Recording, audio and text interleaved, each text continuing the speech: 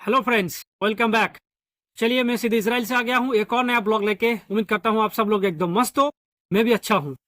आज का ब्लॉग दोस्तों बहुत इंपॉर्टेंट होने वाला है। आज का इस ब्लॉग में आप लोगों को बताऊंगा कि इजराइल के टूरिस्ट वीजा यानी विजिट वीजा और बिजनेस वीजा वो आपको कैसे लेना है। उसके लिए आपको क्या क्या डॉक्यूमेंट्स चाहिए, कहाँ अप्लाई करना है, कैसे अप्लाई करना है, कितना टाइम लगता है, कितना कॉस्ट है, कहाँ अप्लाई करना है, इससे जुड़े सारे जानकारी आज आप लोगों को दूंगा। चलिए शुरू करते हैं। सबसे पहले दोस्तों आप लोगों को बता देते हैं कि इजराइल में कितने टाइप का वीजा मिलता है। इजराइल में टोटल 4 टाइप का वीजा मिलता है। A2 student visa, A4 dependent visa और B1 वर्क वीजा और B2 टूरिस्ट वीजा। अगर दोस्तों आप लोगों को A2 स्टूडेंट वीजा और A4 डिपेंडेंट वीजा के बारे में जानना है तो मेरे चैनल में 2 अलग अलग वीडियोस में डाल के रखा हूं, आप लोग जाके देख सकते हो। तो आप लोगों को पता चलेगा कि A2 स्टूडेंट वीजा और A4 डिपेंडेंट वीजा वो आपको कैसे हासिल होगा। अब बताते हैं दोस्तों कि इजराइल के वीजा के लिए आपको इंडिया में कहाँ अप्लाई करना है। उसके लिए एक वीजा एप्लीकेशन सेंटर है जिसको कहते हैं इजराइल वीजा एप्लीकेशन सेंटर और IVP सेंटर। तो उधर आपको अप्लाई करना है। इंडिया में 4 डिफरेंट जगह में आपका IVP सेंटर से, दिल्ली में है, कोलकाता में है, मुंबई में है और बेंगलोर में है। आपका जो स्टेट से और रीजन है वो जिस जुरिस्डिक्शन के अंदर आते हैं, मतलब जो सेंटर के अंदर आते हैं, उधर जाके आप लोग अप्लाई करना है। जो IVP का जो लिंक है दोस्तों वो मैं डिस्क्रिप्शन में दे दूंगा। आप लोग जाके वो लिंक से जो डिटेल्स जानकारी आप लोग को चाहिए तो वो भी आप लोग को उधर मिल जाएगा। दोस्तों इजराइल का जो B2 वीजा है ये रफली 2 कैटेगरी में आप डिवाइड कर सकते हो। एक तो है टूरिस्ट वीजा यानी विजिट वीजा और दूसरा है बिजनेस वीजा। मान लीजिए आप एज ए टूरिस्ट आते हो तो उसके लिए आपको टूरिस्ट वीजा, आप किसी बिजनेस पर्पस में विजिट करना चाहते हो तो उसके लिए आपका बिजनेस वीजा। दोनों कैटेगरी में आपको कुछ अलग अलग डॉक्यूमेंट्स देना पड़ते हैं। तो वो मैं अलग अलग जहाँ पे बताऊंगा वहां पे मेंशन कर दूंगा कि बिजनेस वीजा के लिए क्या आपको एक्स्ट्रा डॉक्यूमेंट्स चाहिए और टूरिस्ट में आपको क्या एक्स्ट्रा डॉक्यूमेंट्स चाहिए। नॉर्मली दोस्तों वीजा आपको 1 हफ्ते से लेकर 3 हफ्ते के बीच में मिल जाता है। अगर आपका डॉक्यूमेंट्स सब कुछ ठीक है तो 1 हफ्ते के अंदर ही मिल जाता है। अगर कुछ गड़बड़ है डॉक्यूमेंट्स में तो आपको 3-4 हफ्ता भी लगता है। इजराइल के जो B2 वीजा है यानी टूरिस्ट वीजा वो आपका मिलता है 3 महीने के लिए। जब आप लोग एक बार इजराइल जाओगे उसके बाद आप लोगों को अगर ज्यादा टाइम रहना है तो उसके लिए आपको इजराइल में जाके फिर से रीअप्लाई करना पड़ेगा। लेकिन नॉर्मली जो मिलता है आपको वो 3 महीने के लिए ही मिलता है। दोस्तों जो B2 वर्क वीसा है, इस वीसा से अगर आप इजराइल आते हो तो आप काम करने के लिए एलिजिबल नहीं हो, इसको ध्यान रखिए। कभी भी B2 वर्क वीसा से इजराइल आने के बाद आप लोग काम मत कीजिएगा। अगर पकड़ा जाओगे तो फंसोगे, पेनल्टीज भी हो सकता है। तो ये मत कीजिए। अगर आपको वर्क वीसा से इजराइल आने के बाद अगर काम करना ही है तो आप इधर आने के बाद वर्क वीसा के लिए अप्लाई कीजिए जो कि B1 वीसा है। तो B1 वीसा अप्लाई कीजिए। अगर एक्सेप्ट होते हैं आपका वीसा तब आप लोग काम कीजिए, वरना काम मत कीजिए। अब दोस्तों आप लोगों को बताते हैं कि आपको कितना पैसा पे करना पड़ता है ये वीसा के लिए। तो B2 जो टूरिस्ट वीसा है दोस्तों, इसका अप्लाई करने के लिए 2 रास्ता है। एक तो आप नॉर्मल प्रोसीड्योर में जाइए, मतलब जो नॉर्मल टाइम लगेगा उसमें, तो उसके लिए आपको लगता है 4155 इंडियन रुपीज। और दूसरा जो रास्ता है वो है तत्काल टाइप का, मानिए उसको कहते हैं फास्ट ट्रैक। तो फास्ट ट्रैक में आप लोग जाएंगे जब, तो 1 हफ्ते के अंदर ही वो मिल जाता है, बहुत जल्दी जल्दी मिल जाता है। और उसके लिए आपको पैसा लगेगा 10,097 यानी 10,100 इंडियन रुपीज मान लीजिए। तो ये 2 रास्ता है। बाकी जो डॉक्यूमेंट्स है और जो प्रोसेस है उसमें कोई चेंजेस नहीं है, सिर्फ एक जल्दी मिलता है और एक थोड़ा टाइम लेके मिलता है, बस इतना ही फर्क है। ये जो वीसा फीस है जो भी आप लोगों को बताया, ये आपको IVP सेंटर में जाके कैश में ही देना है। ये लोग ऑनलाइन एक्सेप्ट नहीं करते हैं। आपका चाहे वीसा एक्सेप्ट हो या रिजेक्ट हो, आपका जो पेमेंट आपने किया ये आपको रिफंड नहीं मिलेगा, ये नॉन रिफंडेबल है। पूरा प्रोसेस में आपको क्या क्या डॉक्यूमेंट्स चाहिए, देखिए सबसे पहले तो आपका जो एप्लीकेशन फॉर्म है वो आपको फिलअप करना पड़ेगा। तो इसके लिए जो IVP का लिंक है, लिंक में जाके आप लोग क्लिक कीजिए तो उधर जो है एक ऑनलाइन फॉर्म आएगा। सब जब फिलअप आपका हो जाएगा तब वो आप लोग प्रिंट आउट लीजिए। प्रिंट आउट लेने के बाद वहां पे 2 रिसेंट पासपोर्ट साइज फोटो आपको वहां पे चिपकाना है और सिग्नेचर करना है। जब आप लोग फॉर्म फिलअप करोगे दोस्तों तब आप लोगों को कुछ चीज़ें हैं जो ध्यान में रखना है। एक तो आपका नाम जो है एग्जैक्टली आपका पासपोर्ट में जो है वो होना चाहिए, आपका ईमेल आईडी ठीक-ठाक होना चाहिए, आपका एक वैलिड फ़ोन नंबर उसमें होना चाहिए। तो ये चीज़ को आप ख़ास तौर पे ध्यान रखिएगा। 2 रिसेंट पासपोर्ट साइज़ फ़ोटो जो देना है आप लोगों को, उसका डायमेंशन होगा 5.5 सेंटीमीटर इंटू 5.5 सेंटीमीटर और वो व्हाइट बैकग्राउंड के साथ होना चाहिए। और भी बहुत सारे डिटेल्स हैं जो आपको ध्यान में रखना है। उसके लिए मैं इधर स्पेसिफिकेशन दे दूँगा और जो लिंक है, लिंक में जाके आप लोग डिटेल्स देख सकते हो कि फ़ोटो जो है वो एग्ज़ैक्टली किस तरीके का होना चाहिए, तो वो आप लोग जाके देख लीजिएगा। फॉर्म फिलअप के दौरान दोस्तों आप लोगों को एक और चीज़ ध्यान में रखना है, वो है आप लोगों को ऑनलाइन ही फॉर्म फिलअप करना पड़ेगा। वो आप फॉर्म प्रिंट आउट करके उसमें हैंड रिटेन अगर फिलअप करोगे तो वो एक्सेप्ट नहीं करेगा। आपको ऑनलाइन ही फिलअप करना पड़ेगा, तो ये आप लोग ध्यान रखिएगा। जब आपका फॉर्म फिलअप हो जाएगा तब आपको जो डॉक्यूमेंट सबमिट करना है उसमें से सबसे पहले जो डॉक्यूमेंट्स चाहिए वो है आपका पासपोर्ट। पासपोर्ट में कुछ चीजें हैं जो आप लोगों को ध्यान रखना है। एक तो है मिनिमम 2 खाली पेज होना चाहिए, 2 ब्लैंक पेज होना चाहिए।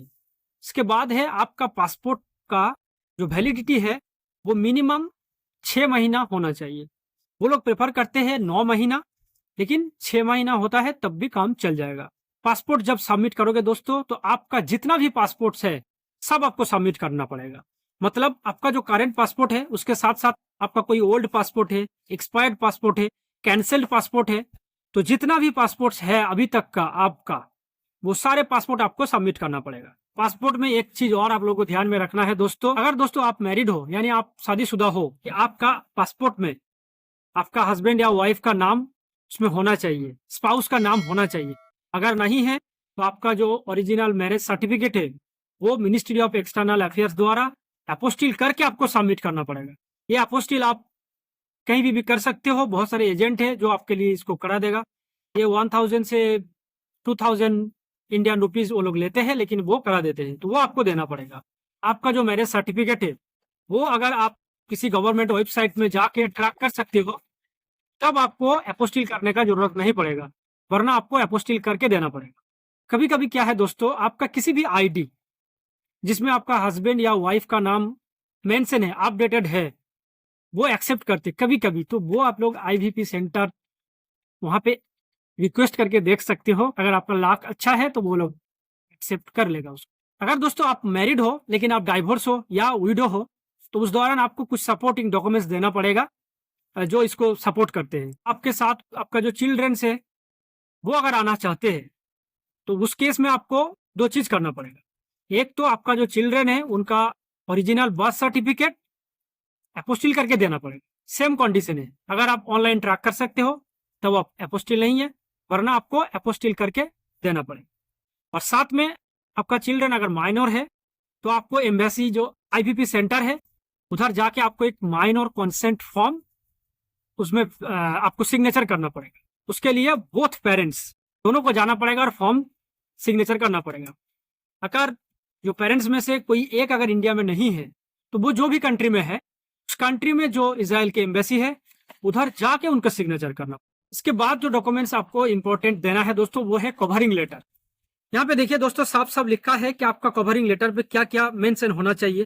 आपका नाम होना चाहिए, आपका डेजिग्नेशन, आपका पोस्ट क्या है वो होना चाहिए, आपका पासपोर्ट नंबर क्लियरली होना चाहिए, पर्पस ऑफ ट्रैवल, आप क्यों इजराइल जाना चाहते हो वो क्लियरली मेंशन होना चाहिए, आप ड्यूरेशन ऑफ स्टे, आप कितना दिन इजराइल में रहना चाहते हो वो आपका क्लियरली होना चाहिए। तो ये सारे चीजें देके आपको जो है एक सिग्नेचर करना है ओरिजिनल। आप किसी बिजनेस के पर्पज से इजराइल जाना चाहते हो और आप किसी कंपनी का ओनर हो तो आपका जो कंपनी का जो लेटर हेड है उसके ऊपर आपको ये कवरिंग लेटर लिखना है। उसमें कंपनी का वेबसाइट, ईमेल, ये सारी चीजें क्लियरली मेंशन होना चाहिए। नेक्स्ट जो डॉक्यूमेंट्स दोस्तों आपको देना पड़ेगा वो है आपका ट्रैवल टिकट आइटिनरी और डमी टिकट। मतलब ये कंफर्म जरूरत नहीं है, इसमें कभी कभी क्या कर सकते हो आप लोग, जाओ और बुक करो जो डेट में आपको जाना है और पेमेंट से पहले आप उसको स्क्रीनशॉट ले लीजिए और वही सबमिट कीजिए। एक्चुअली उन लोगों को देखना है कि आपका रफली क्या प्लान है, आप कब इजराइल आना चाहते हो, कितना दिन रहना है और फिर आपको कब रिटर्न जाना है, तो वो लोग देखते हैं। और आपका बहुत सारे वेबसाइट है जहाँ पे वो लोग ये डमी जो आइटिनरी है, टिकट बुकिंग, वो आपको करके देते हैं।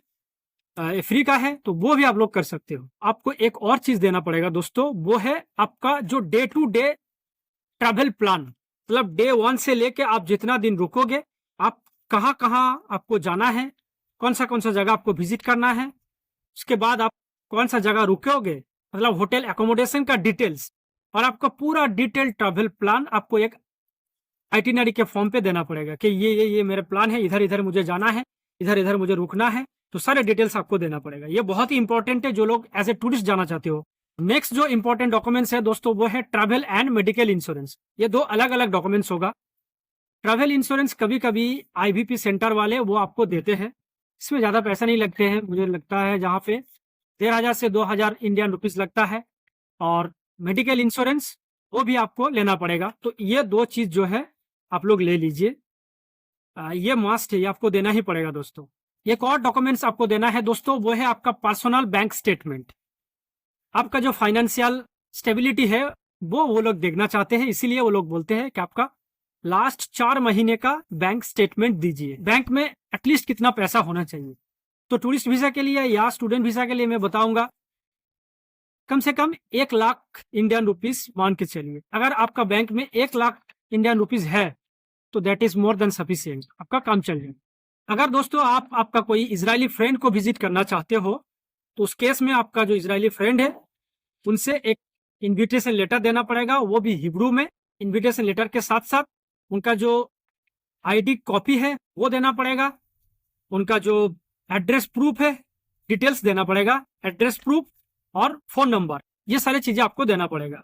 अगर दोस्तों आपका कोई रिलेटिव इजराइल में काम कर रहा है या स्टूडेंट है और आप उनको विजिट करना चाहते हो, तब वो जिस कंपनी में काम कर रहा है या जो यूनिवर्सिटी में पढ़ाई कर रहा है, उनका एक इनविटेशन लेटर देना पड़ेगा। आपका जो रिलेटिव है, जो इनवाइटी है, उनका पासपोर्ट, उनका वीसा कॉपी, उनका जो एड्रेस प्रूफ और उनका जो इजराइल में जो फोन नंबर है, कॉन्टैक्ट डिटेल्स है, वो सारी चीजें देना पड़ेगा। अगर दोस्तों आप किसी exchange program, conference, seminar, workshop, ये सारी चीजें अटेंड करने के लिए शॉर्ट टर्म के लिए आना चाहते हो, तो आपको कुछ एक्स्ट्रा डॉक्यूमेंट्स चाहिए। एक तो है जो कॉन्फ्रेंस का या सेमिनार का जो इनविटेशन है, जो प्रूफ है, वो तो आपको देना है।